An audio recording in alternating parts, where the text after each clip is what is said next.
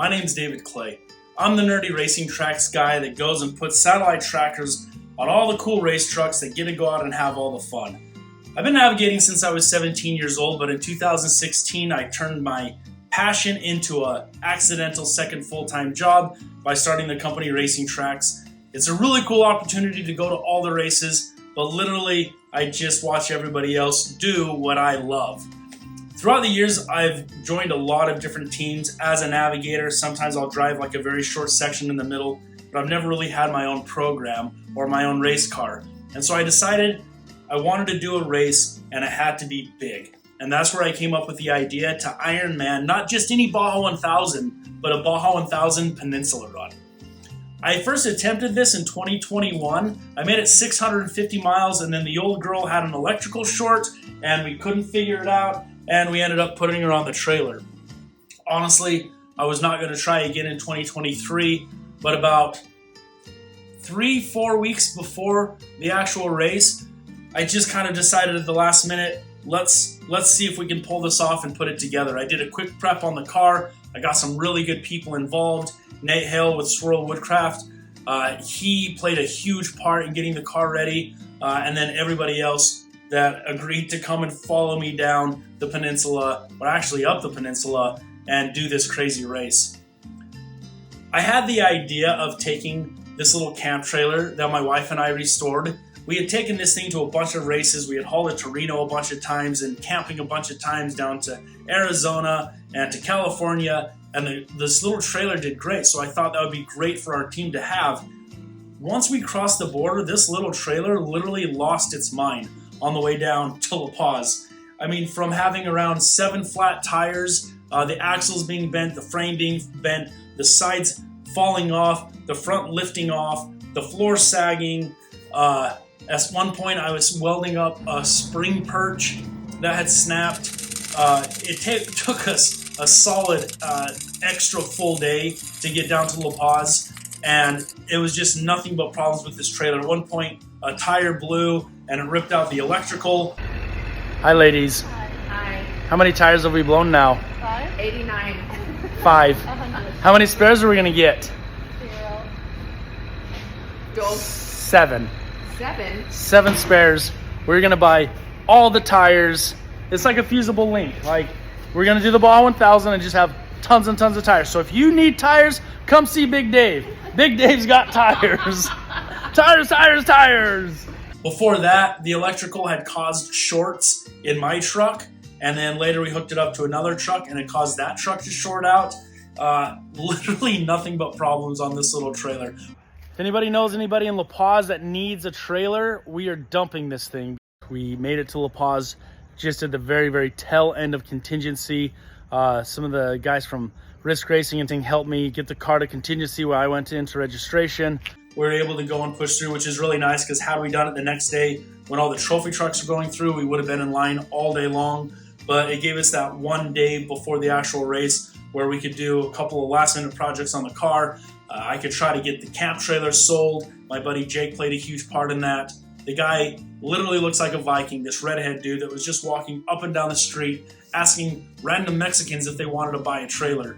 I put a new axle on the UTV trailer so we could get that thing all nice and strong because that axle had bent. It was crazy. Good morning, everybody. Look at that sunrise. Look at that car. It's morning, Baja 1000. Didn't get much sleep last night. Just tossed and turned a lot. That's to be expected. But honestly, I feel great. The crew killed it yesterday. We did so many like little dinky projects on the car that I just ran out of time. I didn't have a chance to do. We were so pumped to be here. The car is ready to go. Now it's just all up to me. I got to just make sure I do my part and don't let these guys down. We'll see you in Ensenada. I got started. I was a little bit nervous. I really hadn't run the car very much. Testing just with the last minute planning on doing this race. So the race starts.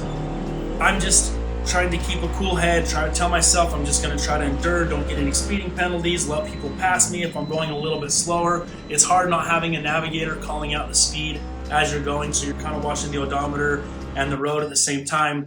I ended up getting passed, like 3 times in the first 30 miles, and so I was already really cautious about who was coming up behind me because I didn't want anyone to slam me. And like a complete moron, I put the car on its side at race mile 30. I have no idea what happened. You can watch this thing in slow-mo. I'm just driving, and all of a sudden I tip over. So completely lost all talent, got out of the car, got a strap hooked up, and literally watched every single vehicle pass me by. I freaking screwed up. I screwed up. This deep trench, I just went into it a little hot, and it just threw me over. Fudgeroni. Until I had an awesome Jeep Speed 8008 take a second to stop, let me hook onto their bumper, get me pulled over. That was really frustrating. I was a little bit flustered at that point, but kind of got into my groove, got a feel for the car. I'm running a stock width, I'm just 64 inches with a 33 install tire, and so this thing is just trying to kill me all the time. And I'm driving, and I'm trying to like just gain control of everything and kind of reset my mind and reset just my mentality, and I start going faster. And I start going faster and faster and faster. And I'm like, okay, I'm gonna get to pit 1, that's race mile 125, I got 100 miles to go. Let's just get into a groove and let's just go. So here I am, I'm hauling butt, everything's good. I start catching some dust. I'm like, sweet, I'm catching somebody, this is good. So I go and I go and I go, and I start seeing the back of this car. It's a class 5, and it's a fast section. And this little guy, she'll do like 80 miles an hour in a fast section. So I go and I catch him, and he's only doing like 65 miles an hour.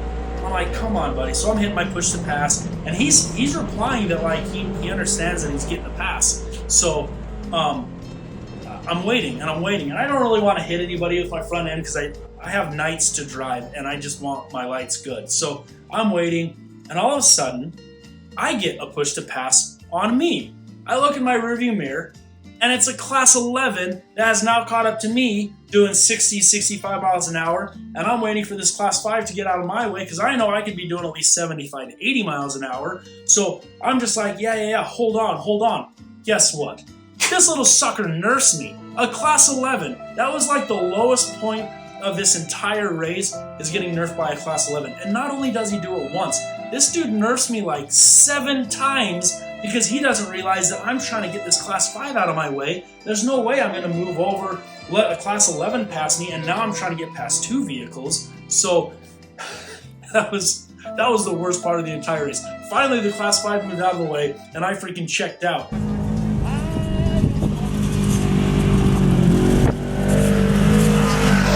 So I get to pit 1, and I'm all flustered about this stupid class 11, and I'm adjusting some stuff inside the car, and I'm still flustered about the turning over, and then all of a sudden, my wife starts yelling at me to get out of the car, and I look in my rearview mirror, and this just flames. So I was like, crap. So I dive out of the car. When I get out, I notice that the gas can is hanging by the single point, and everything's on fire. So I run over, and I grab it, and I pull it out. My 2 guys, they got burnt really bad on their arms. Not sure what happened. We got them in a truck, sent them over to a BFG pit to get some medical attention.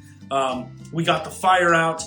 When the chaos was all said and done, we sat there, and the little car was just idling. Like, it's still going. So it wasn't catastrophic, but it sucked. But I was like, man, my guys are hurt, my guys are burned. I put the car on its side already. This is not turning out the way it should. Like, do we just call it? Like, what's the right thing to do right here?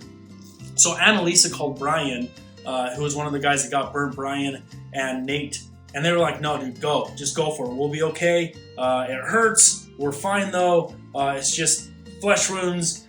They were bad flesh wounds, man. I felt horrible. But we'll be okay. So I got in the car, and I went. I headed to pit 2. Every pit after that, we made sure we completely shut the car off. I got out of the car and just made sure we were really, really doing safe fuel stops because I wasn't in a hurry. I just needed to get to the finish line. I did not need fast fuel stops, but that was a rough first 125 miles for sure.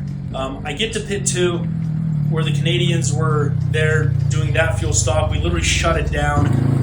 At that point, I was telling the Canadians that my tires were just feeling loose, and they go and they start shaking tires, and sure enough, like, my tires are loose. So we go around, take off all the cotter pins, we tighten all the nuts, put everything back, things feel better, So I take off to pit 3, which was going to be around race mile 345.